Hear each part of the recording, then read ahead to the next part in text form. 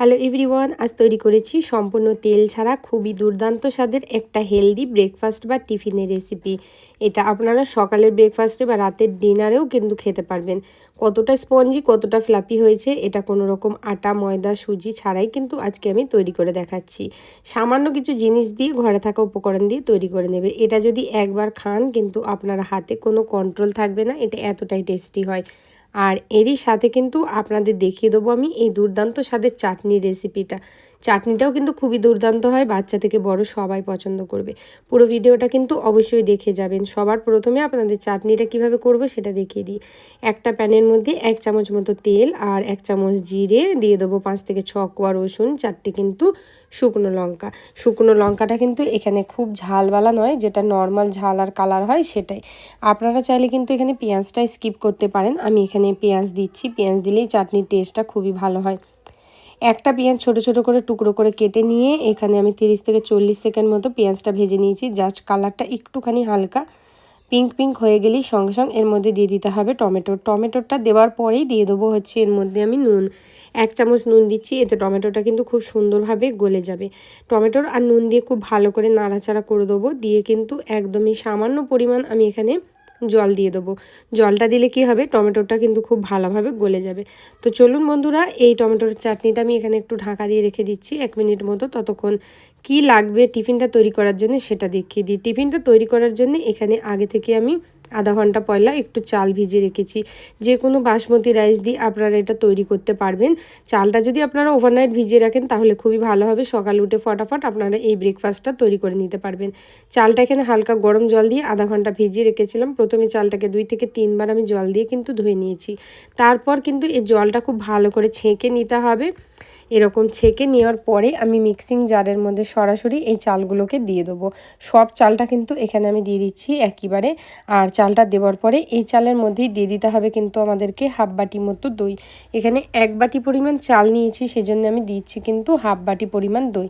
তো এই যে বাটিটায় দই মেপে দিচ্ছি, এই বাটিটা ধরুন 2 বাটি মতো চাল দিয়েছি আমি।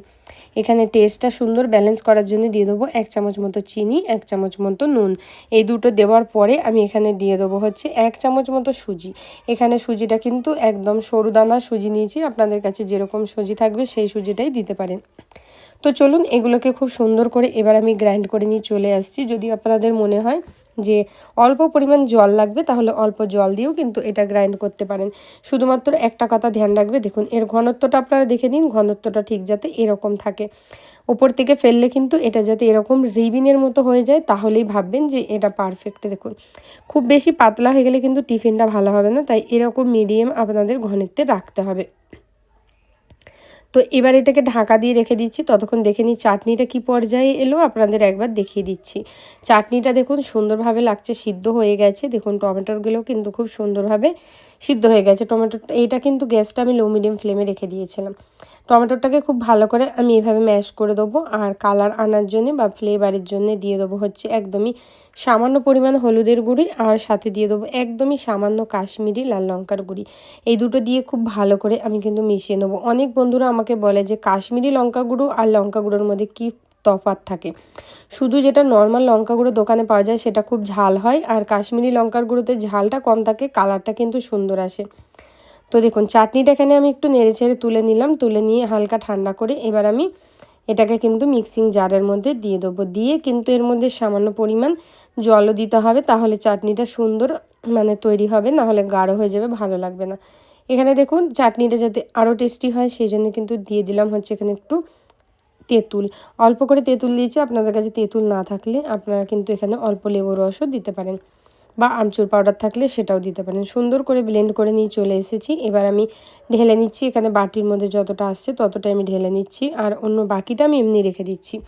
এবার এই চাটনির মধ্যে তড়কা দিতে হবে। তড়কা দিলে একটু সাউথ ইন্ডিয়ান মতো ফ্লেভার আসে বন্ধুরা। এই চাটনি বা এটা সসটা আপনারা বানিয়ে বাচ্চাদের কিন্তু দিতে পারেন। বাচ্চাদের যে কোনো টিফিনের সাথে বাচ্চারা দেখবেন খুবই আনন্দ করে খাবে। তড়কা প্যানের মধ্যে 1 চামচ মতো সর্ষে আর একটা শুকনো লঙ্কার একটুখানি পরিমাণ কারি পাতা দিয়ে এটাকে আমি এর মধ্যে ঢেলে দেবো। দেখুন এটাকে ঢেলে দিচ্ছি। ঢেলে দিয়ে আমি হালকা করে একটু চামচের সাহায্যে নাড়াচাড়া করব। যেহেতু এর মধ্যে তরকাটা কেন দিলাম, যেহেতু আমি এখানে ফটো তুলব তাই আমি দিচ্ছি। আপনারা পুরো চাটনির মধ্যে একসাথেও কিন্তু ফোড়নটা দিয়ে নিতে পারেন, তাতেও কোনো অসুবিধা নেই। পরে আমি এই চাটনিটা যে বাকি চাটনিটা আছে তার সাথে কিন্তু মিশিয়ে নেব। চাটনি এখানে আমাদের কমপ্লিট হয়ে গেছে, ততক্ষণ আটাটা একটু রেস্টও হয়ে গেল। তো দেখুন কি সুন্দর স্মুথ হয়েছে, দেখুন এরকম স্মুথই কিন্তু আপনাদের করতে হবে। এখানে দেখুন আমি কিন্তু 1 চামচ মতো রিফাইন তেলের মধ্যে দিয়ে দেবো হচ্ছে 1 চামচ মতো সর্ষে, আর সাথে দিয়ে দেবো 2 চামচ মতো কাঁচা লঙ্কা। এটা জাস্ট ফ্লেভারের জন্য দিচ্ছি। আপনারা যদি তেল না ব্যবহার করতে চান তাহলে কিন্তু শুধুমাত্র কাঁচা লঙ্কা কুচি দিয়েও এটাকে কিন্তু তৈরি করতে পারেন। এটা দেওয়ার পরে, তরকাটা দেওয়ার পর একটুখানি নেড়ে চেড়ে নেবো যাতে আটার মধ্যে সুন্দরভাবে কিন্তু ফ্লেভারটা ঢুকে যায়। বন্ধুরা, আমার রিকোয়েস্টে একবার অন্তত তৈরি করবেন, দুর্দান্ত স্বাদের কিন্তু এই টিফিনটা খেতে হয়। লাস্টে যেহেতু চালের এটা আটা, সেহেতু এটা কিন্তু তো এমনি তৈরি করলে একটু শক্ত হয়ে যাবে, তাই এখানে 1 চামচ মতো ইনো দিয়ে অল্প করে এখানে জল দিয়ে দেবো। এটা দিলে খুব সুন্দর ফ্লাফি স্পঞ্জি তৈরি হবে, আপনাদের খেতেও কিন্তু খুবই ভালো হবে। তাই ইনোটা কিন্তু আপনারা একদমই স্কিপ করবেন না, অবশ্যই কিন্তু ইনোটা দিয়ে দেবেন। যদি ইনোটা না দিতে চান তাহলে অল্প পরিমাণ বেকিং সোডা, লেবুর রস দিয়েও কিন্তু এটা করতে পারেন। এটাকে দিয়ে খুব ভালোভাবে মিশিয়ে নেবো। সুন্দর করে মেশানো হয়ে গেলে অপর দিকে একটা থালা আগে থেকে রেডি করে রাখবেন। সেটা হলো থালার মধ্যে দেখুন এরকম অল্প করে তেল দিতে হবে। তেল দিয়ে ভালো করে ব্রাশের সাহায্যে এইভাবে কিন্তু আপনারা মাখিয়ে নেবেন। এই থালাতে তেল দেওয়াতে কিন্তু একদমই কঞ্জুসি করবেন না আপনারা, তাহলে কিন্তু এই টিফিনটা থালার মধ্যে আটকে যাবে, আর যখন বার করবেন ভালোভাবে কিন্তু বেরিয়ে আসবে না, ভেঙে যাবে। তাই অবশ্যই তেলটা দেবেন। তো এখানে এবার আমি এই ব্যাটারটাকে নিয়ে সঙ্গে সঙ্গে কিন্তু ঢেলে দেবো, কোনো রকম কিন্তু ঠুকবো না। যেরকম কেকে করি ট্যাপ ট্যাপ, সেরকম কিন্তু একদম করা যাবে না। তো এখানে ওপর থেকে দেখতে সুন্দর হওয়ার জন্য অল্প করে ধনিয়া পাতা আর অল্প করে আমি কিন্তু গুঁড়ো লঙ্কা ছিটিয়ে দিচ্ছি। আর অপর দিকে বন্ধুরা, আগে থেকে কিন্তু একটা কড়াইয়ের মধ্যে আপনারা জল গরম করতে বসিয়ে দেবেন। চলুন সরাসরি আপনাদের দেখিয়ে দিচ্ছি। তো আমি এটা গরম জলটা আগে থেকে কিন্তু এরকম ঢেকে রেখেছিলাম। এতে কি হবে, সুন্দরভাবে কিন্তু একইভাবে তাপটা সব দিকে পাবে। তো এখানে একটা এরকম ধরনের আমি স্ট্যান্ড বসিয়ে দেবো। এর মধ্যে স্ট্যান্ডটা বসিয়ে দেওয়ার পরে আমি এর মধ্যে দিয়ে দেবো হচ্ছে 1 টুকরো মতো লেবু। তো লেবুটা এই জন্যই দিচ্ছি যে কড়াইটা যাতে কালো না হয়, সেই জন্যে। লেবুটা কিন্তু অপশনাল, আপনারা নাও দিতে পারেন। কড়াই কালো হওয়ার জন্য জাস্ট আমি কিন্তু লেবুটা দিচ্ছি।